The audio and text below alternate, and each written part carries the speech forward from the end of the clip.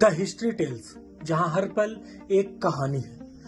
नमस्कार साथियों, मैं हूं मनीष कुमार शर्मा और स्वागत करता हूं आपके अपने YouTube channel the History Tales पर। आज हम प्राचीन काल के प्रमुख राजवंशों के बारे में, उनके संस्थापकों के बारे में और उनकी राजधानियों के बारे में चर्चा करेंगे।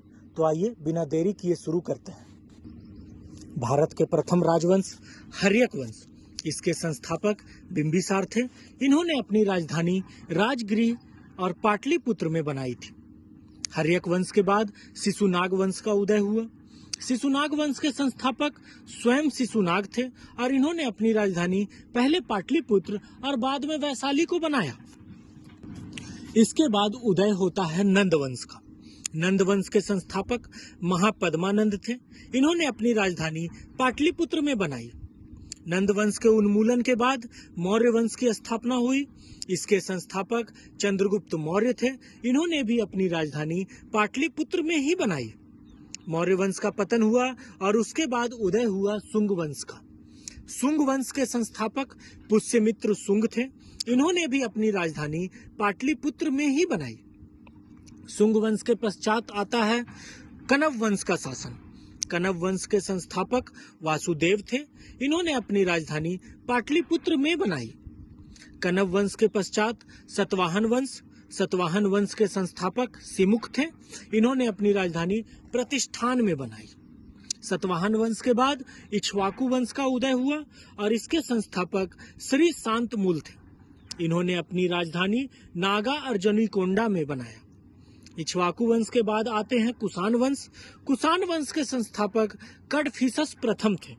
इन्होंने अपनी राजधानी पेशावर और बाद में मथुरा को बनाया। कुषाण वंश के बाद उदय होता है गुप्त वंश का।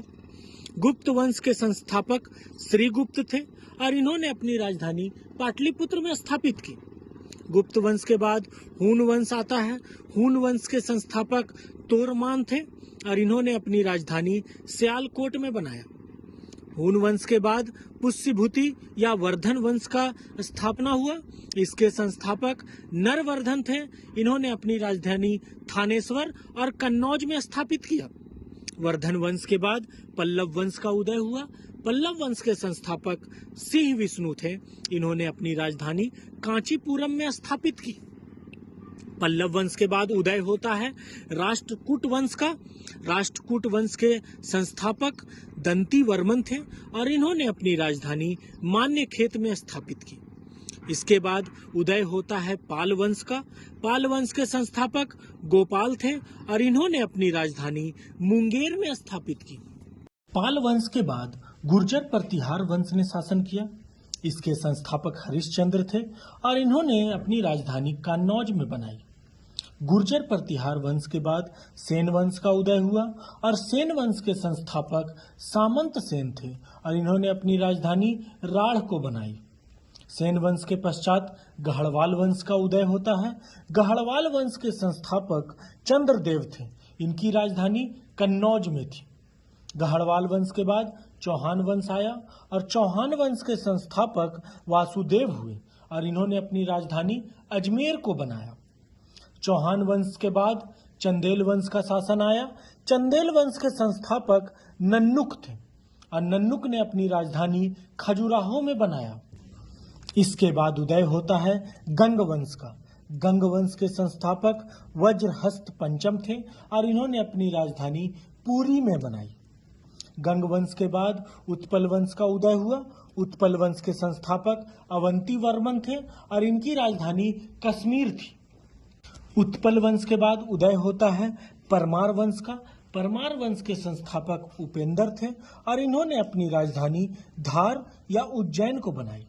परमार वंश के बाद उदय हुआ सोलंकी वंश का और सोलंकी वंश के संस्थापक मूल राज प्रथम थे और इनकी राजधानी अनहिलवाड़ था। सोलंकी वंश के पश्चात कालचूरी वंश का उदय होता है।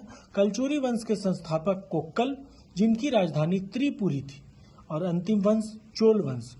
चोल वंश के संस्थापक विजयालय थे और इनकी राजधानी तंजावुर थी। तो यह थी प्राचीन काल के प्रमुख राजवंश, उनके संस्थापक और उनकी राजधानी के बारे में एक छोटी सी कहानी। उम्मीद करता हूँ आपको यह जानकारी रोचक लगी हो। अगर रोचक लगी हो तो लाइक करें, कमेंट करें और अपने साथियों के साथ शेयर करें और हमारे चैनल द हिस्ट्री टेल्स को सब्सक्राइब करना ना भूलें। धन्यवाद।